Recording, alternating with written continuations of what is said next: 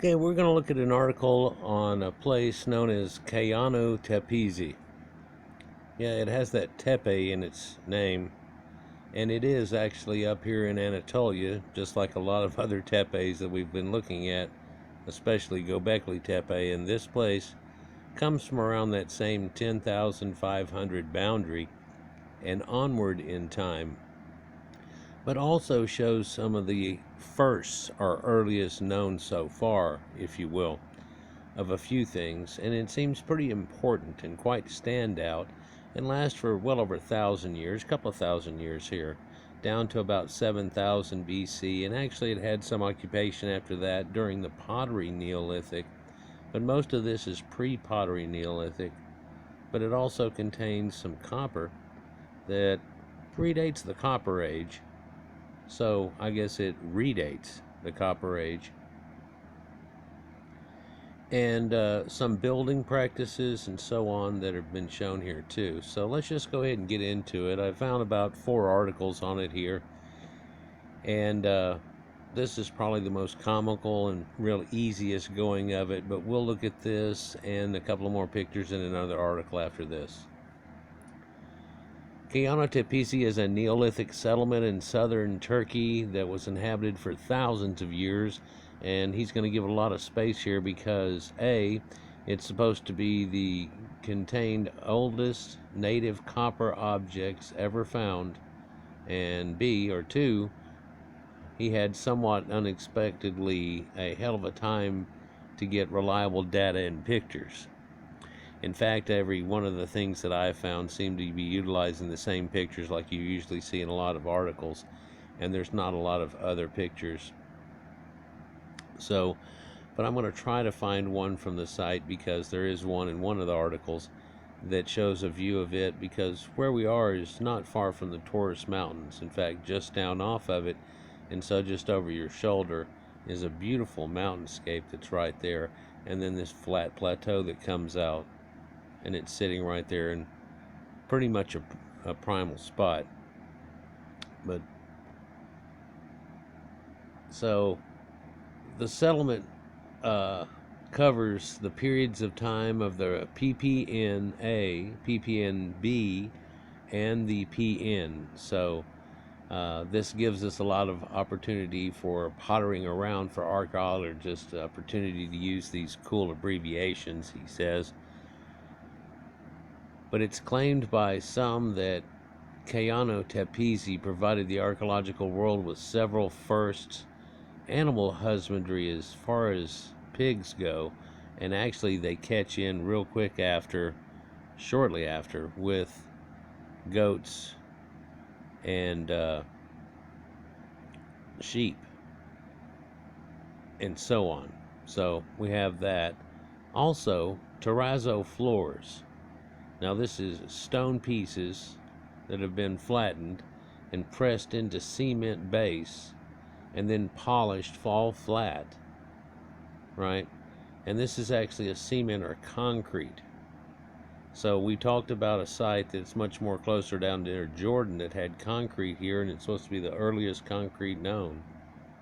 But now we're seeing a terraso form of it where it's actually stylistic. When they poured it, they pushed it into it to where it filled up around it and gave it a mortar, if you will, all around it. And after it dried well, then they came in and polished it.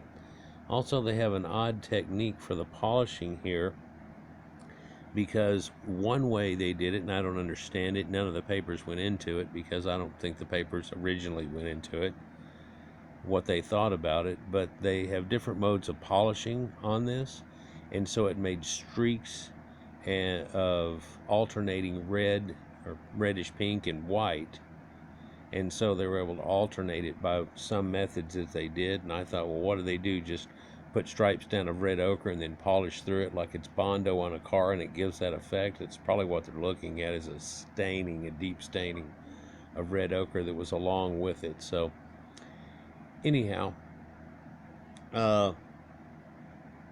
so it has that, but also the first woven cloth that we have. And it's over 9,000 years ago. a woven cloth, and it was made out of flaxen. And that's that soft, blonde colored reed material that they would take and soak and boil and then get real pliable. And it was pretty much like the closest thing we had to silk. That's where we get the expression golden flaxen hair from. In fact, that's stated in one of the other articles here. Might show that to you on the way out. And there's also several female figurines, which are not necessarily unique, but all show connections. And most important, I guess, for his story, because if you look at the very top here, it's called Early Places with Metals. It's a history study thing. Copper has been found here at Cayönü Tepesi, but before he delves into the relatively boring ancient metallurgy at Cayönü Tepesi, he's just kidding. I'll give you a glimpse of the more interesting things found there first. First, we need to look at the stratigraphy, at what was found in different depths of layers. Typically, we have the deeper, the older, and definitely periods and oldest parts were dating back. Here's a little stratigraphy here shown. And so starting at the oldest, 10,500 BC to about 9,000, is an aceramic Neolithic. And they had these round huts. But these aren't a round hut like you would think of, like in Africa today, that you would find even at that level. Though they have stonework and everything of them. They're set in, counterset into the ground and things. They look a lot like ones that we found over in Proto-Indo-European lands. But I'll show you an example of one of them, because they don't have a whole lot of pictures. But that goes to 9,000. Then from 9,000 for the next 500 years, for 8,500, they start making a grill planned buildings. And this is something different, where they had buildings that were all lined up and squared. So they went from circles to squares. Here comes geometry. In fact, they're all lined up north-south. So they can watch the big boom and the end of the world at the Younger Dryas event that happens really roughly about that time and after, and that's the lasting through it. And then from 8,500 for the next 300 years to 8,200 BC, they turn these grill plan buildings into what's called a channeled building, which actually has some little plumbing type effect to it and everything, but it almost looks like the Roman underfloor heating type situation, but surely it can't be, or they'd mention it, but I'll mention it again when we get there. And then at 8,200 BC to about 7,500 BC, here we have cobble paved buildings, and these are the ones that are with a cement that's been formed, and then flattened thin stone pieces that are all shaped nicely and all fit together with each other kinda, but they press them down into the concrete and let it ooze around them, and after it all hardens, then they make it all flat and polish them down. And they in the wording, it sounds like they weren't flat and almost polished before they put in, but I would almost think, what if they were pretty much polished before they put in? But maybe there's something that they see that they weren't indicating in the paper in any way that caused them to think that they polished them afterwards. It's probably that it has something to do with that technique, or that technique may run over into the mortar that's in concrete that's in between, therefore verifying that that happened at that time. And I'm guessing that, yeah, especially if it's using red ochre or coloring streaks done across it, it wouldn't be exactly on just the stones and then set in white.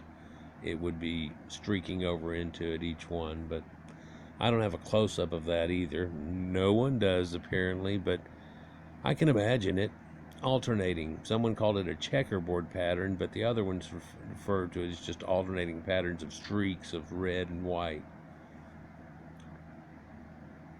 But then they go from that cobble, oh, by the way, from the last place I mentioned and this one right here, somewhere around 8,400 BC to about 7,200 BC, depending on which one you're looking at, and I believe that has to do with what sites that they found the pieces in.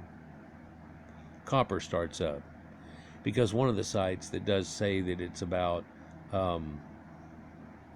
7200 or 7500 BC is whenever they finally, it's in one of the cobbled paved buildings, and there's really no cobbled paved buildings before that time, right? So that just kind of indicates it right there, that that would be, well, no wonder there's nothing found in that one before. But you would think, you know, hey, it would probably be there.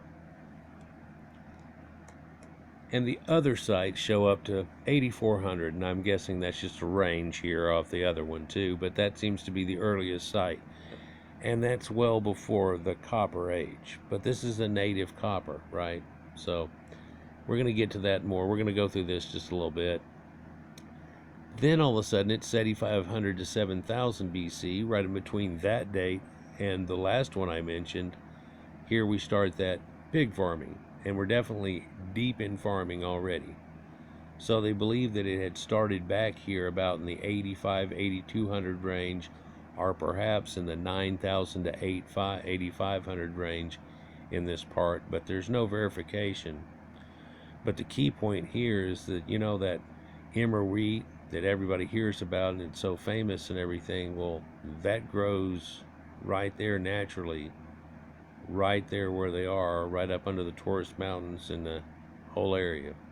So when they set up shop, it was already ready to go. It's pretty easy. So he tells me that those numbers are all, of course, slightly simplified with extrapolations, interpolation from the various articles he consulted and that never quite agree. But they started out with these round huts, and this is an example of one in the yellow that you see right here. So it's not just some regular thing. In fact, they were built like this in a two-set convex going down in, like counterset, sunken room, I guess it's a good way to say it. And then around this would have been built wood connected together in a lattice work, kind of like you weave, in and out, in and out, in and out, all the way around it, except for a part, leaving it open. And then they would have been waddle and daub. So basically they're taking mud or a plaster and plastering that in between all of it and making those walls. So it's very much like Catalhoyuk or places like that, right? But things changed real rapidly after that. Anyhow, so it's on virgin soil too, and then they were scraped clean down into the soil, slightly sunk floors. No temples or communal structures can be found at that time there. Aceramic or without pottery vessels, but with sun-baked clay figurines, like were they cooked or were they sun-baked? It's a question on that. But figurines of animals and a few of humanoid form. And these are somewhat simplistic, you know, but they again don't have pictures of them. Interestingly, no pictures of these figures are on the net. The bulk of the artifacts consisted of chipped stone tools, flint, obsidian, implements of horn and bone are also fairly common. But then it switches all of a sudden into this grill plan buildings, and if you look to the right of that golden picture there, that's that grilled plan building, and you can see those vents that are in there.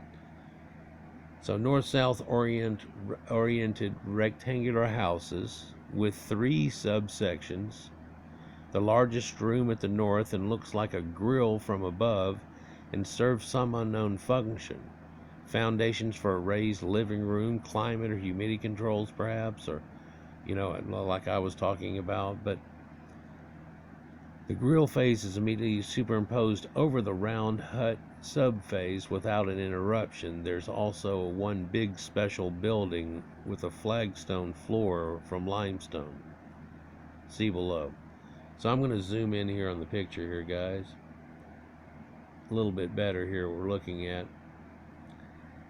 And superimposed, I believe what he's talking about is there's a little circle here, and that's one of these right here, but then this has been put over the top of it.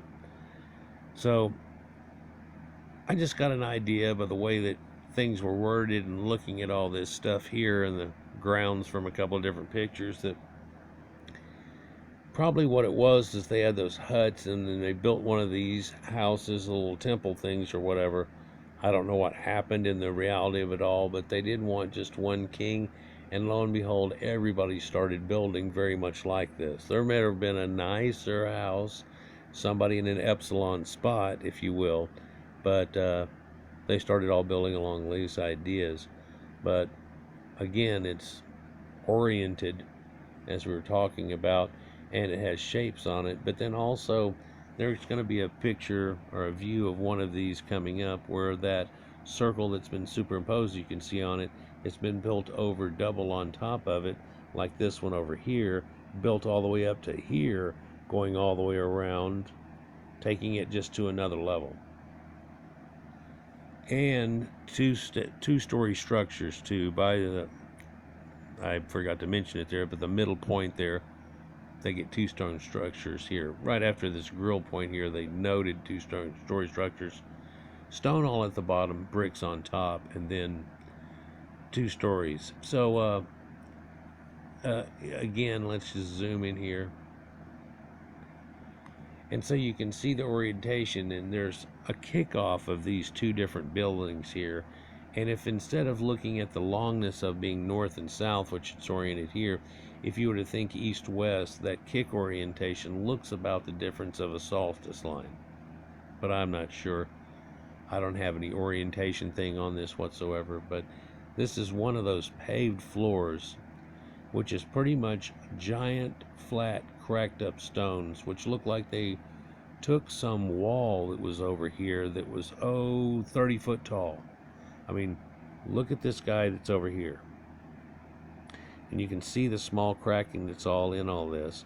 So you were to take a piece that's about that big, let's say it's about this thick, but it's about 30 by 35. And we pick it up about 200 foot in the air, and we drop it real flat on the ground, and smack, it just smacks into little pieces.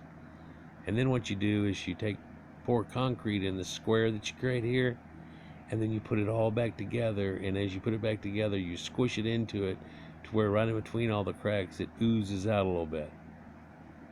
Yeah.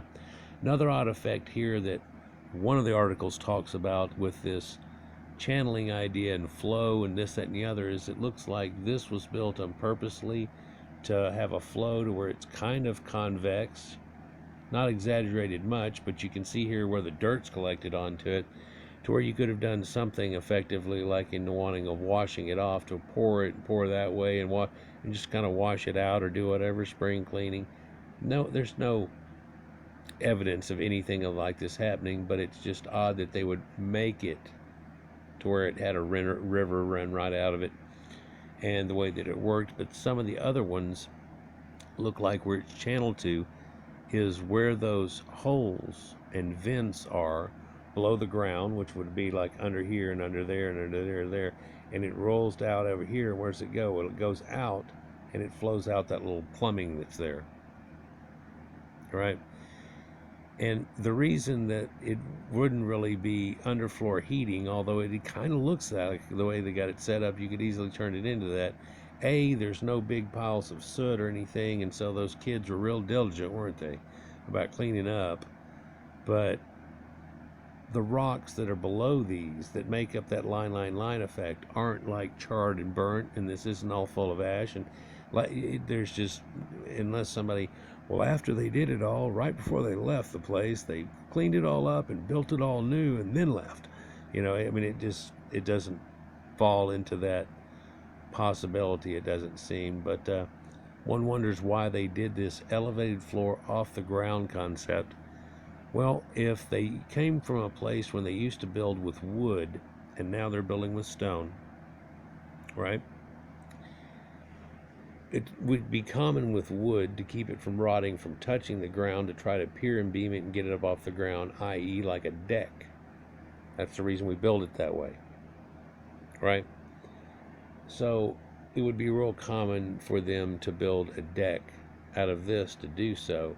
And it's strange to think of it in doing for stone, because stone isn't going to be hurt at all by sitting on the ground. But it also gives an elevated room. And then if you look behind it, there's a sunken room. It's pretty cool whenever you have a house that has this type of effect in it, and amazing they had it right off the bat. But they did come from the round houses, which they tell you they overlap in time.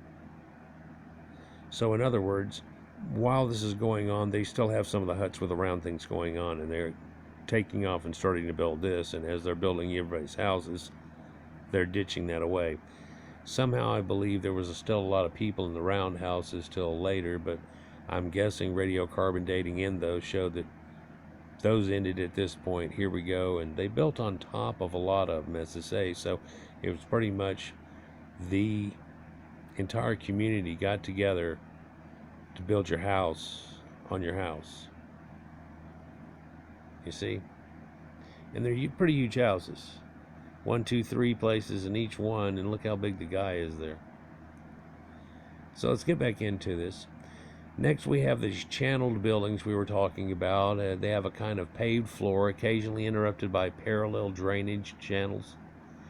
This evolved from the grill concept, where the grill-like foundation walls have actually become part of the floor, and the previous ventilation openings have become the channels.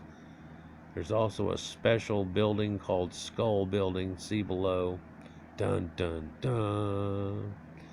Cobble paved buildings is the 4th occupation level and had stone foundations and formed cell-like units with walls built of mud brick. Well, they had stone walls, and then on top of the stone walls, the ones with the second floor had mud brick second floors, and they even had a 3rd floor on top because it looked like you would build a flat roof on that and a way to get up.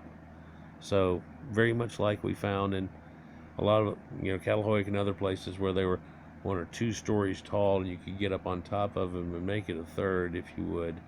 This same effect was going on here somewhat, but they didn't crawl into them from the top. They had doorways, entranceways, and things like that. So cell plan buildings of the subphase are considerably more massive than the buildings than the other subphases. They have been well preserved almost all over the site. They also had 2 stories. The second floor was made from mud bricks and had flat walled-in roof. See? Then there's this huge 12 by 9 meter terraso building with an extremely elaborate terraso floor, i.e. while white or red chalk stones were embedded in some chalk mortar and then polished in such a way that white and red stripe patterns resulted. Now, it contained a kind of altar like the skull building with a stylized human face in raised relief. Oh, let's see that. No picture of that's on the net either, or any of their depictions. Here's some of the depictions, so I guess, yeah, it's kind of like that. So here what we're seeing is, on the left-hand side, you can see the little blue areas and then all the grilling on there. So the blue areas are the terrazzo-y floors, or concrete type floors, and the other is the piping areas. Whenever you look at the next ones over, that's the terrazzo version as opposed to the other type of flooring, right? And pebble paved, as they say here. And then the far right shows you cell and even large rooms. So cell are showing you one little small rooms and roomlets that are in there, each one. And this is something no bigger than, a little bigger than a jail cell. I forget exactly how big they sell to each one, but they're smaller little ones in there in rooms. But also a lot of that was looked at as storage. They have a little pit dug into the ground in a couple of these places and so on too, for like cold storage and things like that. So pretty unique how long ago these people had all of that. But copper's coming, just wait.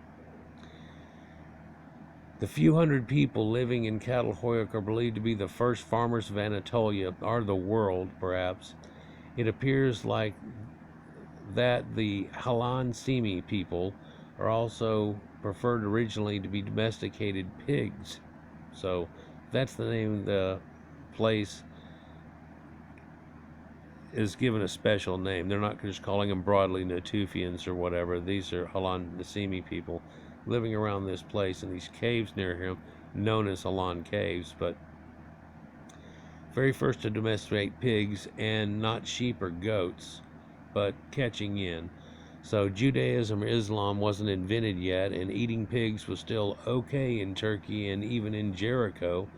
Well, they also compared this site to Jericho because some of the skulls they found in that skull room there, and they found 72 skulls, I think it was, which is, man, that's a symbolic number, but they found 72 skulls, and it showed ancestor veneration, but also they show that they've been plastered. They're doing plastering on the skull. Doesn't seem to be as nice. One article indicated doesn't seem to be as nice as the ones in Jericho, but like Jericho. So they start giving that idea at it again, you know. So, so these same people still appear to be of the first folks who were also domesticated sheep and goats just a little later for the first time in human history.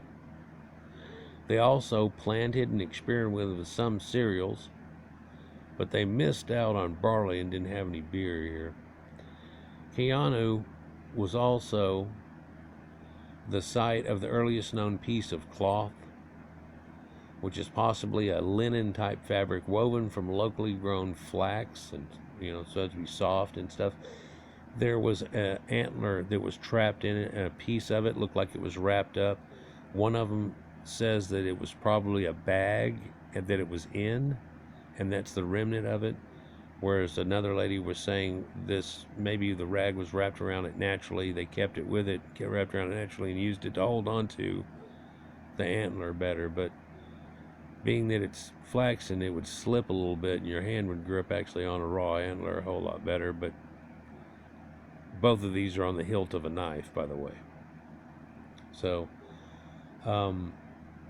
also a figurine of a female deity was also found on the site, implying that some kind of religion, not yet forbidding all the pleasures of the flesh, like eating pigs, was an important aspect of everyday life. And this deity may or may not be represented by the figure shown below. Sources are a bit vague here. Well, this is a dual female goddess. They're calling it double goddesses, as they are sometimes called. It's not really that rare. We've seen them before. I've shown a few to you, especially in that Venus figurine concept idea and series that we went into. But they've been found all over the world, basically, or a broad stretch. They represent the basic yin-yang of everything, he says, bipolar like day and night, death and life, or the female biological cycle of ovulation and menstruation, and thus somehow female autonomy, if not superiority or something else showing it. Well, a lot of people try to connect it to things like that. Sure, it could also be the little two things that pop up on your shoulder, an angel on one side and a demon on another, night and day, all those type of things. It could also be the symbol of a woman coming into womanhood, so a dualistic there. But oddly, it seems to show both of them have breasts. But then again, if the one on the right, say, didn't have a breast, you would think that may be a male. In fact, my first interpretation looking at this would be a male and female together, because if you look at her arm there with this little dill, there's a little blob there, and this arm is reaching over like a mother, holding on to it. And so if we were to do something like this and say, look, it's a mother holding her baby. Can you see that? Hopefully so. You can imagine the angels and devil on your head too. This almost seems like it's in the center, especially when I do that, to where you could put another head over on this side if you just gave about 2 more inches there and put a head right about where my finger is there, and then that would be the heads that talking, but this would be the center, effectively like the third eye of the left and right hemispheres, if you will. But it's a motherly concept, but also showing the duality. And it's got that dual head, but we've also seen a male do head. So it quite,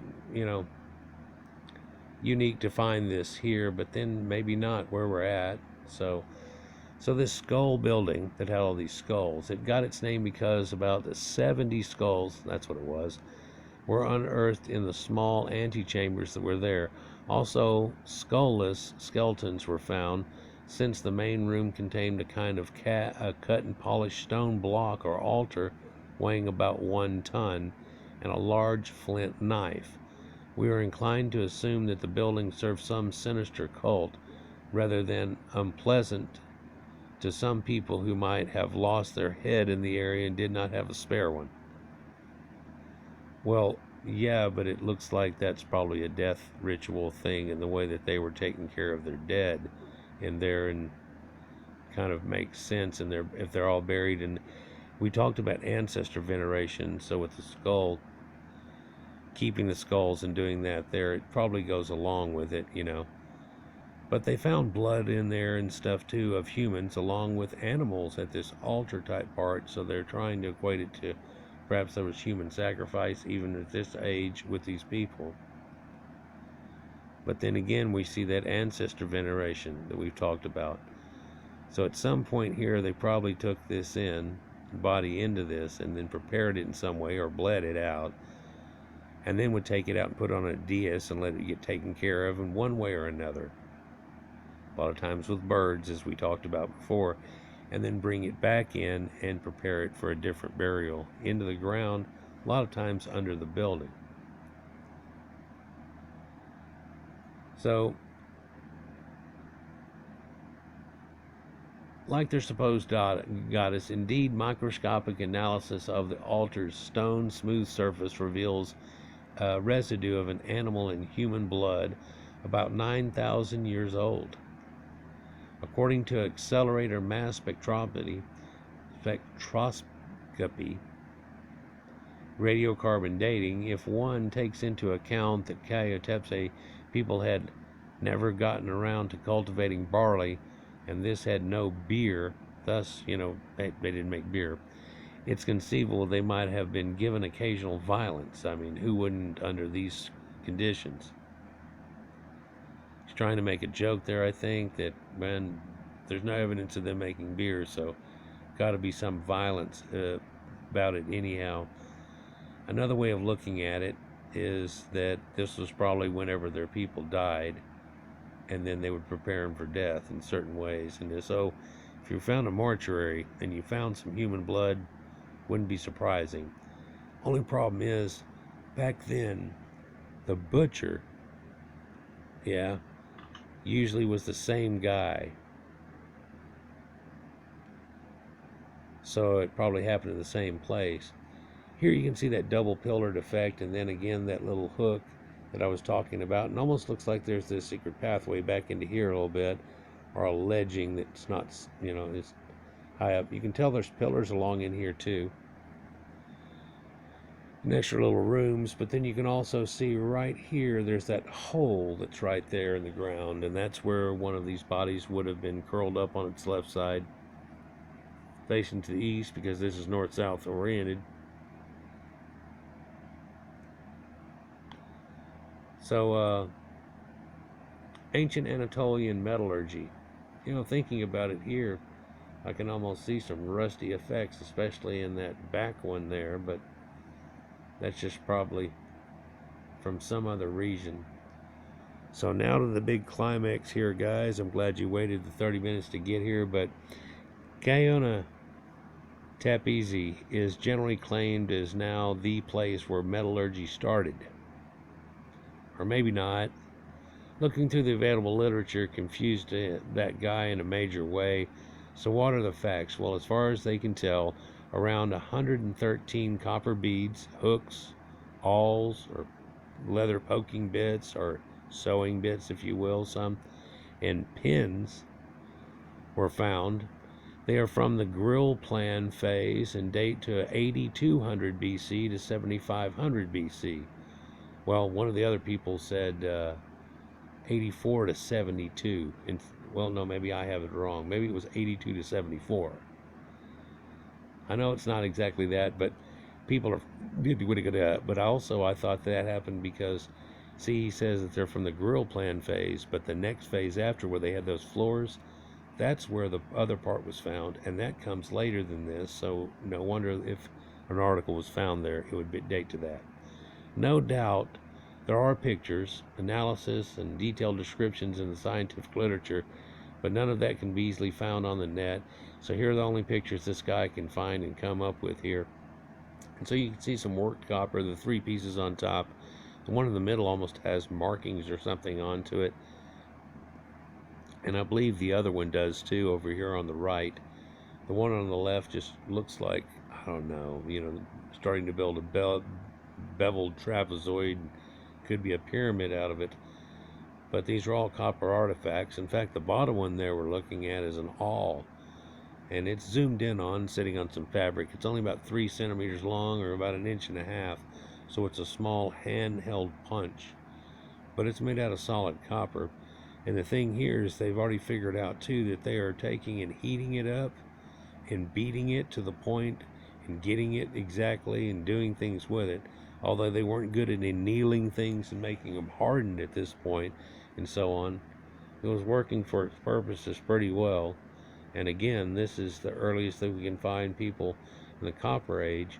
And so here in the last 14 years or so, I think we've jumped the Copper Age by about 4,000 years total. The objects were made from native copper that came from an ore deposit at Ergani Maiden. It's only about 20 kilometers away, which is still work for copper today, says Richard Cowan from the University of California, Davis, in his My Geology site. There seems to be some consensus that the Cayonu smiths did not employ cold hammering, but also used heating or pyrotechnology in between hammerings, so smithing. Only rarely, however, and without understanding the finer points of knowing annealing or work hardening. Yalcin and Ernst Pernica in 1999 paper gave a detailed analysis of copper beads unearthed at Asicli-Hoyuk, which we talked about before as one of the clusters that were there, and it predating. And it's a site showing a view to about 8500 BC or earlier. Now, instead of 7800 BC to 7600 BC, which where it was placed at before, already jumping the time as assumed before. So this is about the same time horizon as the Cayönü Tepesi copper artifacts, challenging who was first really, because the other one has been predated to 85 to, well, the other one's at 84 is Witchy Waddy Woo, simultaneous. Very pure native copper and simply pyrotechnology was also used in Asicli-Hoyuk. On the other hand, no copper artifacts were found in the contemporary and nearby settlement of Kafir-Hoyuk. So, oops, they didn't get any, or nobody lost anything there. You see, whenever this happens, somebody lost something. So to think that all they made was a few pins and this, that, and the other is really far-fetched, because shortly they're smelting things like crazy. In fact, they're showing signs of smelting right there whenever they're doing it. So lo and behold, they can take these things and make other things out of them. And they of course know how to fix things pretty well. Looks like these pins and things have been worked over repeatedly, like they say. Besides the copper artifacts and hundreds of malachite disc beads, and much debris from the processing of malachite was found in Cayönü Tepesi, which is copper itself in its ore form. And all of this was concentrated into two places, the courtyards of buildings from the Gruel Plain phase around 8000 BC. So here we have 10,000 years ago, copper working. So he says, what's the verdict before he commits himself, and he wants to know what people think, and he always, bear in mind, and the scientists really think that it happened, ticked off 10,000 years ago. Yeah, but not too long ago you wouldn't have been able to tell somebody like that. But let's see if I can, let's see if I can go to the next one here.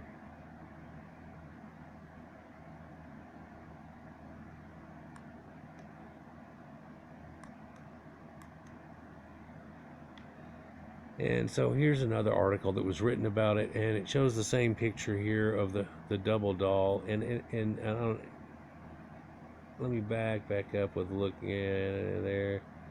You can tell that's like a woman holding a child, right? So let me do this again for you, try it pinky wise. But if I was to go like that, you can see it's a lady holding a child. And it's a lady holding a child. But it's doubled. So also there's, they describe it as being similar to Nivali quarry, which of course is submerged now. And they also floor made from giant flagstones. Now those flagstones are generally 3 foot across, but some of them are 6 foot across. So this is a huge expanse. This wasn't like they did the bathroom floor, people. And they say those flagstones were made entirely from, the floors made from large flagstones into which were set megalithic stones after. Further standing stones were also set in rows nearby, giving it the appearance of the Valley Temple at Giza. Right there, Giza. Here's another overlook of it. I'm going to zoom in so you can kind of see the different sites, now cubed off it is, and so on, right? Planned little city. One would have to call it a village, or if you will, or so on. They talk about the skull building here, and the guy says, you know, there's no evidence of decapitation and things like that. And they also found, along with the blood that was there, they found human blood. They also found a whole bunch of sheep blood and other blood that was unidentifiable, and it didn't match to cattle or anything. So they were like, wow. So then they found other extinct form of cattle that they have there, and its hemoglobin crystals match those of the unknown species taken from the slab. So it's the first identification of blood of an extinct species, they say. Another first, if you will. And after analyzing the blood, they also realized that a large flint knife that was there also held traces of human blood. But Wood says, one of the archaeologists says, it may have been used in human sacrifices or mortuary rituals, but also notes that tool makers bleed often, or blood often ends up on sharpened tools or sharpening tools as a result of accidental cuts, even when you're making them. So it's entirely possible it comes from that. So there's a lot of things about that that remains still a mystery to look into, and I just wonder why it's so hard to find things about this. It's been a couple of years now, and now they're also supposed to have genetics out about that, about these people. So let's see if we can find out something about that. So they found the cloth that was there, right, and radiocarbon dates are around 9,000 years old. And the oldest example of prehistoric cloth ranges from 8,000 to 8,500 years old, came from another Turkish site in the Israel cave. So this looks like this is about the oldest cloth that's ever been created. And it's not regular cloth, but it has been made by flax, right? And let's see. It's not clear whether the flax was domesticated originally for its oil-bearing seeds, the source of linseed oil, or for its fibrous stem, or if people had both uses in mind from the start, but they were doing it. To recover the linen fibers from the stem of the flax, the people at Cayonu would have to soak it in a river or pond. This leaves the flax subtle and golden blonde, which Dr. Barber points out is the origin of the poetic image of the flaxen blonde hair. In his state, the fibers can be separated and twisted into kind of a rough thread, but actually it's pretty soft compared to other things you could make threads out of, even the hemp and things of the time. But so pottery figurines have been found there, and the best knowledge about early clothing shows from those pottery. The oldest known figurines are about 20,000 years old and found in Eastern Europe and Russia, showed early human hunters dressed in hooded garments and made of animal skins. So they were fully clothed, really, actually, at that time. But it was more looked like it was animal skins. But maybe not. It's not real good interpretations.